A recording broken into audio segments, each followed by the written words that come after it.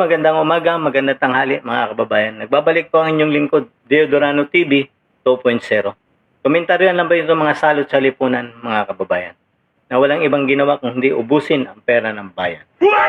Habang ang Pilipino, ordinaryong tao, hirap na hirap, walang panghanda ngayong Pasko mga kababayan. Pero ang ating mga kagalang-galang na honorable na mga congressman, senador, o lahat ng nanungkulan sa gobyerno, nagpipesta sa pera ng bayan mga kababayan. Yan ang nakakalungkot isipin. Pakinggan lang natin itong favorite song ng ating kagalang-galang na presidente. Dancing with the beat with DJ Glenn on the mix. Marcos bangag, Marcos bangag, Marcos bangag, bangag, Marcos. Yan po yung favorite song ng ating kagalang-galang na presidente mga kababayan. So komentaryohan lang po natin itong report ng GMA7 regarding po din dun sa pagkaano ni Madriaga mga kababayan. Kasi nga po, alam naman po natin si Madriaga ay may nilabas daw di umano itong affidavit tungkol kay BP Sara. Di umano. Komentaryohan lang natin ito. Pakinggan lang po muna natin itong report ng GMA7. 24 oras mga kababayan. Ng 5 umunong miyembro ng isang kidnap or ransom group sa Cainta Rizal, tunghayan sa pagtutok ni June Veneracion. Hinuhuli ka namin sa kaso na kidnap o ransom. May karapatan. Sa loob lang ng 24 oras, magkakahiwalay ng naaresto ang lahat ng miyembro ng isang kidnap for ransom group sa Cainta Rizal. Sila umano ang mga nasa likod ng Madriaga Kidnap for Ransom Group na nakapatay sa isang operatiba ng PNP Anti-Kidnapping Group o AKG nang i-rescue nila ang 2 kidnap victim noong nakarang taon. Brutal daw ang pamamaraan ng grupo sa kanilang mga biktima. Meron silang time frame pag hindi makabayad within specific period yung family of the victim, sinasaktan at pinapatay nila. Habang nasa headquarters ng AKG, nag-collapse ang leader ng grupo na si Ramil Madriaga bago isalang sa tactical interrogation. May sakit daw siyang epilepsy at hypertension.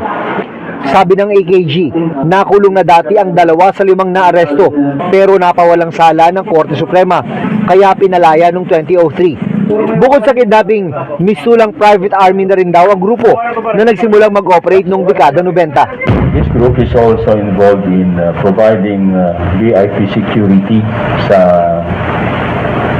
some businessmen and some politicians dito sa NCR area at saka Region 4A. Pero may pagkakataon umanong ang ibinibigay nilang security ay siya rin umanong ginagamit para dukutin ng taong dapat ay pinoprotektahan nila. Pwede mo ba kayo makuha ng comment kung dito sa pagkakaresto sa inyo? Wala po. Base sa intelligence information ng PNP, nagre-regroup na naman ang mga suspect bago sila naaresto. 2 posibilidad lang ang nakikita ng anti-kidnapping group. May dudukutin na naman sila o di naman kaya ay magsisilbing private army para sa paparating na barangay at SK elections. Para sa GMA Integrated News, June. Yan mga kababayan. Alam naman po natin na ito si Ramil Madriaga, mayroon po itong affidavit na lumabas, di umano. At hawak yata ito yung yata whistleblower na inireport ng Bilyonaryo TV. Na ayon sa affidavit na lumalabas dito mga kababayan, na naging kaklase niya di umano si BP Sara doon sa law, doon sa SSC San Sebastian po yata yun mga kababayan. Tapos naging bagman daw di umano ito ni BP Sara noong 2022 mga kababayan. Ngayon lumalabas ngayon yung sa affidavit na yun ni Ramil Madriaga ay lumalabas doon sa affidavit niya ay parang naging, nandoon pa daw, di umano ito, doon sa inaugurasyon ni BP Sara sa Davao. Yun po. Pero isa-isahin po natin, yung sinasabi niyang naging kaklase niya, si BP Sara noong 1991. Doon sa law. Ngayon mga kababayan, naniniwala po ba kayo sa pakawalang ito na whistleblower na ito, mga kababayan? Sino kaya ang naglabas nito mga kababayan? Alam naman po natin ang nangyari doon kay Bantag. Ang whistleblower nila, mga kriminal. Dito, ang whistleblower ni Remulla, doon kay Bantag, galing din sa loob ng Muntinlupa. Ngayon, ang whistleblower naman nila dito, kay BP Sara, ay galing din sa Muntinlupa. Dahil nahuli nga po eh. Di ba? Ngayon, isa-isahin po natin. Unang-una, doon sa affidavit, sinasabi nila na naging kaklase siya ni BP Sara. Okay? Paano siya naging kaklase ni BP Sara? 1991 di umano. Pero si BP Sara, mga kababayan, pinanganak po yan 1978. Kung i-compute mo po, 1978 to 1991, ilang taon pa lang si BP Sara nun, mga kababayan? Nasa 13 years old pa lang si BP Sara. Ibig sabihin, 13 years old, nag-aaral na si BP Sara ng law. Supot na naman ito ang whistleblower nila, mga kababayan. Pangalawa, di umano, nandun siya sa inaugurasyon ni BP Sara. Paano siya nagkaroon nandun siya sa inaugurasyon ng June yata yon? Samantala, nahuli ito, nagtatago ito siya ng 2021. Nahuli ito May 2022.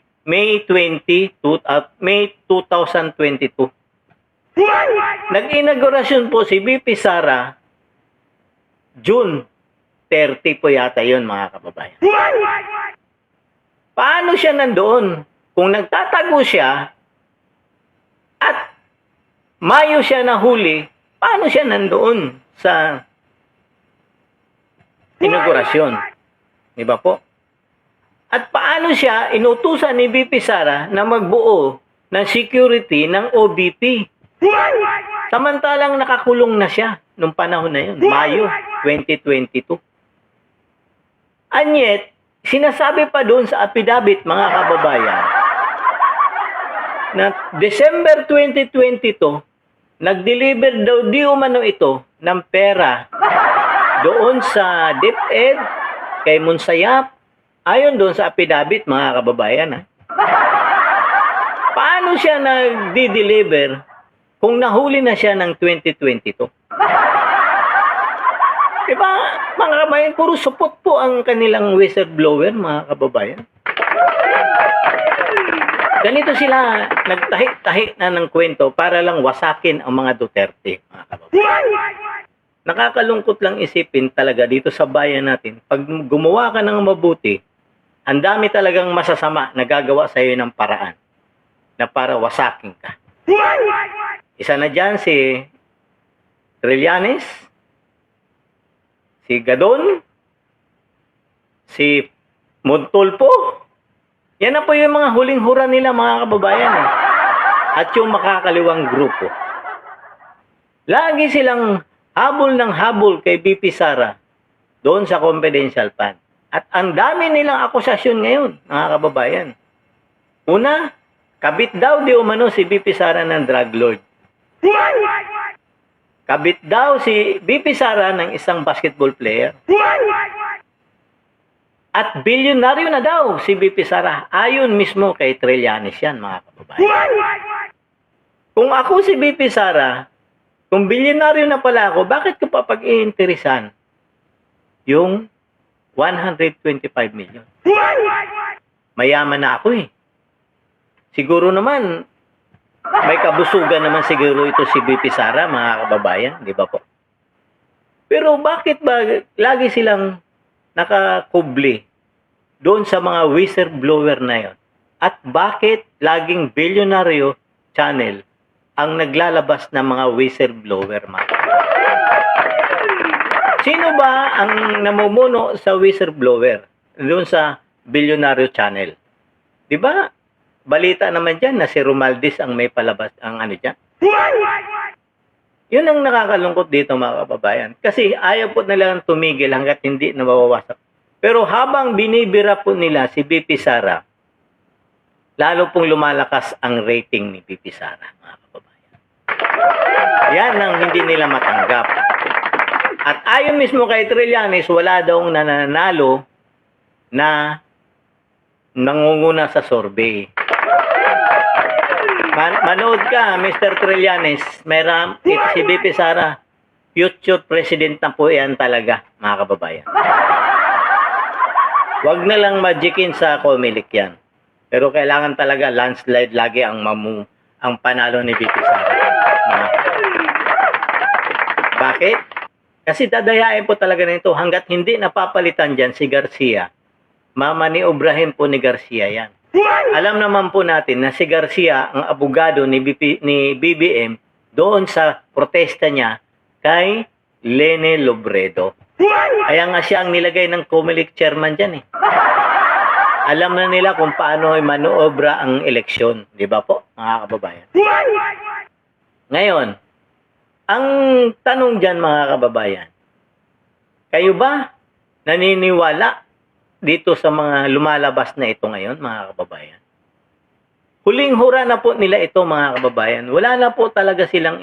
Pag ito, hindi pa mag-click sa taong bayan at alam ko naman na walang naniniwala na sa mga ungas na ito, mga kababayan.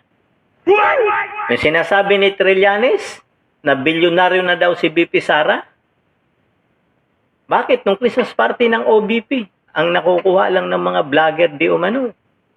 Mga ayon kay Banat Bay, kay Boss Dada, kay Jay Guevara, kay Master Judea, hindi ko alam kung nandun ba si Master Judea, si Boss Jack, ay mga sabon, joy, suka, patis. Yung pong nakuha nila, mga kababayan. May nakita ba kayong sinasabi nila na may pera na binigay si BP Sara? Palatandaan lang po yan na si BP Sara, pinakikita lang sa vlogger na mahirap talaga ang bayan natin, mga kababayan. Yan. Kaya nga sa pasalamat po tayo na mayroong banateros, mga kababayan. May Vox Populi.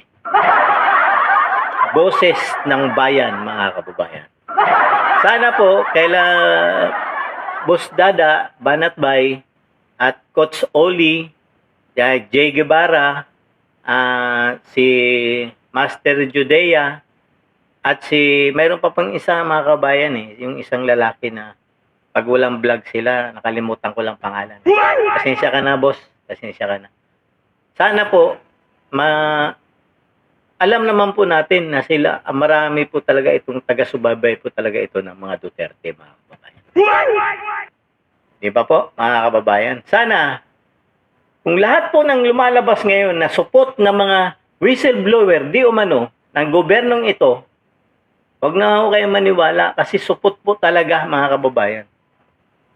Kaklase niya si BP Sara, 1991. Paano? 1978 pinanganak si BP Sara.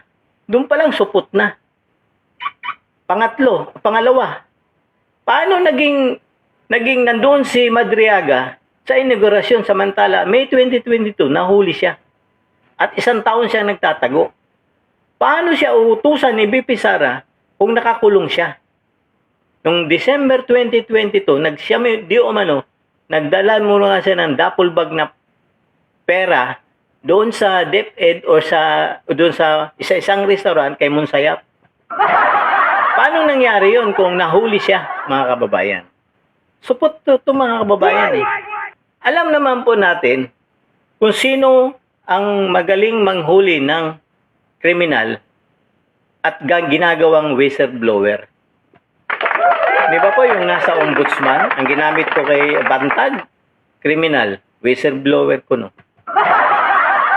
Si Trillanes, baka pakawala din ito ni Trillanes, mga kababayan.